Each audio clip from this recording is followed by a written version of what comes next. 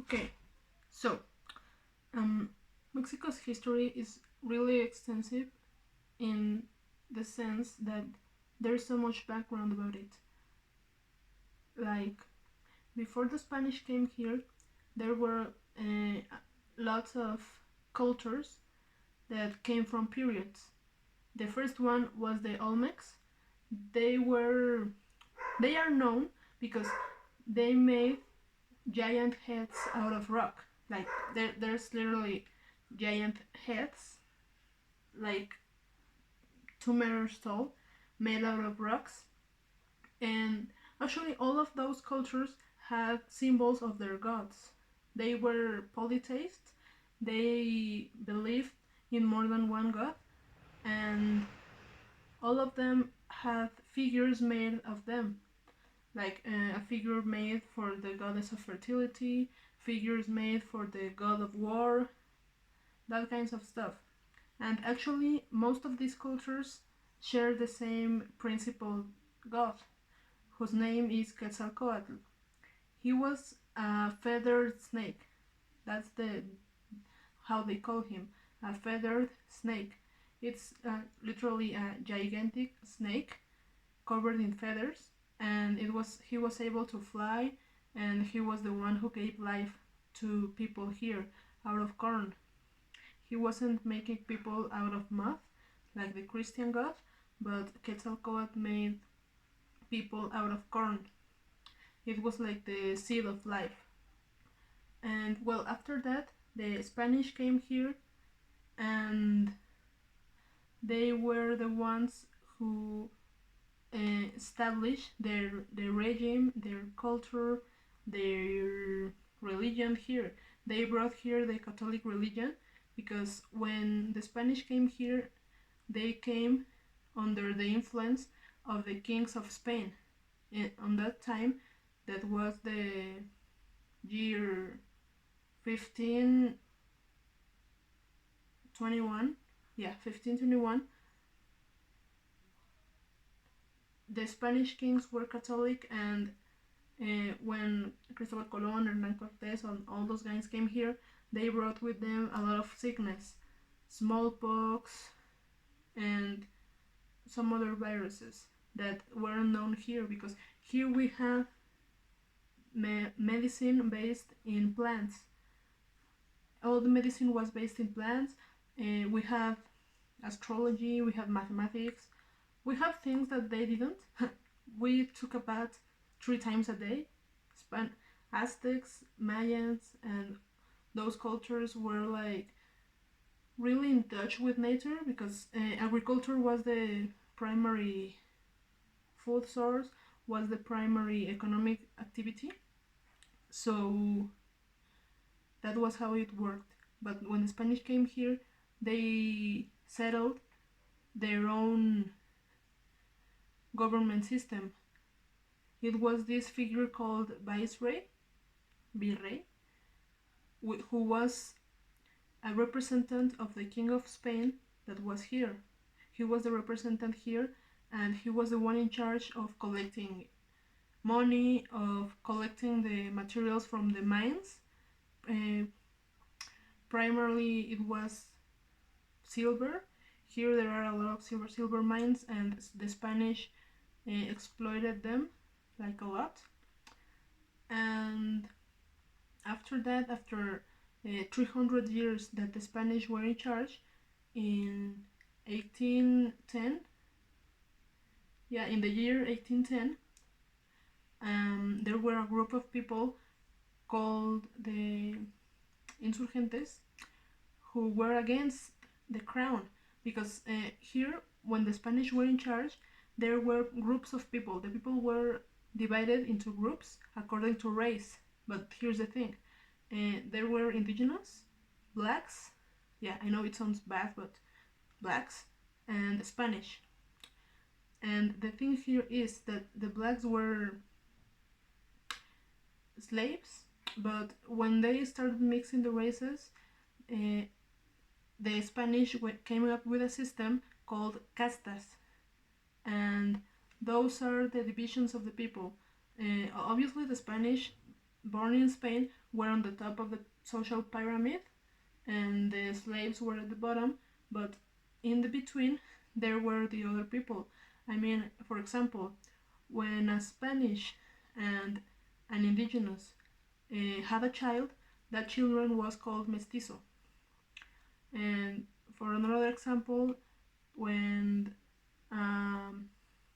there was a Spanish born in Mexican territory, in those times Mexico was called New Spain because yeah, the Spanish came here and it was the New Spain. But yeah, when a Spanish from Spanish parents was born in the New Spain, he wasn't Spanish, he was Criollo. They were like second-class citizens, and that was the thing that made them go angry and made them to actually organize the independence of the New Spain.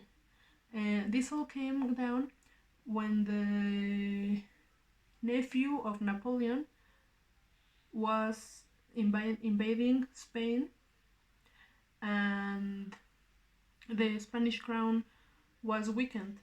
And as they were weak in those times, the criollos here organized themselves, and under the command of Miguel Hidalgo, among others, but he's like the most known, under the command of him and the other ones, they started organizing people, mostly indigenous and mestizos, because they were the ones who did all the work and took none of the profit.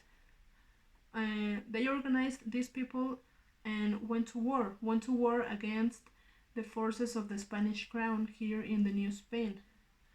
So they went to war. It was an 11-year war, during which most of the leaders were killed off, until the last part of the war, that ended up with Mexico being called Mexico, but also it wasn't so good because at the end of that war, the one who was crowned emperor, was a Spanish guy that came from there to end the war, but he was the emperor, so it wasn't that good at all.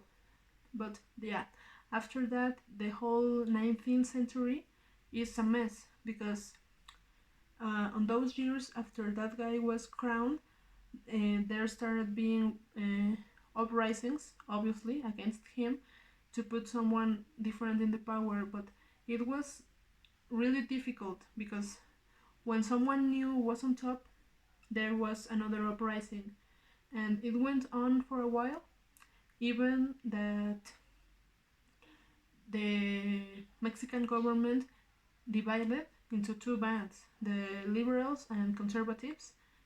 In the end, the liberals won, but not under their terms, because they had to put the whole country in debt, mostly with European countries, which is England, France, and even Spain, to pay for all those wars. And even Mexico is a small country nowadays, because half of our territory was taken by the USA. Yeah, those guys took half of our territory just because, ironically, most of the people in what is known as Texas came from the United States. They came illegally, here, and they seized the place. They took control of the place, and they weren't happy with the taxes that they had to pay for being citizens of Mexico. So their option was to seek aid from the United States for them to become independent and part of the United States. And actually, it's a funny story, a funny and outraging story here in Mexico, because we know every Mexican knows the story of how the Americans took half of our territory lying. And after that, after the 19th century, almost at the end, At the start of the 20th century, there was the revolution of Mexico that was to overthrow a dictator called Porfirio Diaz, who was actually really good for the country because this guy brought here all the technological advancements of the Industrial Revolution. He brought here the trains, he brought here electricity, he brought arts, cars, all that. But obviously, the lower levels of society weren't happy with that, and they ended up overthrowing him. But actually, the whole war wasn't against him, it was among the people who overthrew him to see who was gonna be in charge now. And well, from that, the thing that we can take is the constitution, that is the law that is still ruling the country. It's the constitution of 1917, yeah, 1917. And well, after the revolution, after all the uprisings, all the wars, Mexico is a Pacific country actually. It's really Pacific, but also because of all the debt with other countries, with the USA, with everyone, the country is also a point of corruption because the political class who are in charge are actually making money out of promises and out of the things, out of the oil, out of the things that should be helping the country. But that's because of the neoliberalism, that is an economic system that permitted foreign enterprises to come here and make it their base of operations without paying so much taxes. So yeah, for the technological growth, neoliberalism was good for Mexico, but for the social, yeah, for the bridge between social groups, it was really bad because poor people became more poor, and rich people, well, it's like 1% of society. So yeah, most are middle class because work day to day. But yeah, that's basically a resume of Mexico's history, the big moments. I don't know if there's any questions or whatever. So let me know.